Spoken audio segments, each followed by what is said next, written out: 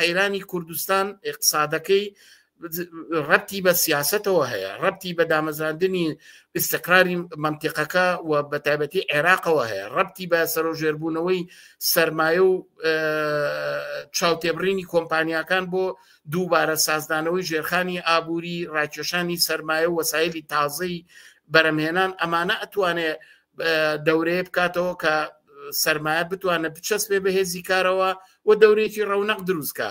یعنی کوردستان اقتصادی کوردستان بەرئەنجامی ڕووهێنانی اقتصادی جیهانیە و گەیشتنی شەپۆلەکانی بوژانەوەی سەرمایەداریە لە بازاری جیهانیە بۆ ناوخۆی کوردستان، ئەوش لە ڕێگای عێراقەوە.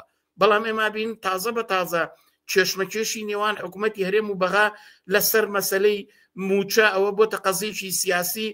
سوودانی ئەڵێ من پەیوەستم بە قەراری دادگای فیدراڵەوە، بەڵام ئەی باش بۆ لەسەر خەڵکیان لە نێوان هەژماری من و تەوتینان ڕاگرتووە، بۆ یەکسەر سیستەمێکی بانقی وادانن کە خەڵک ئازادانە بتوانێت کارمەندان لە هەر شوێنێک بێ پارەی خۆی وەرگێ.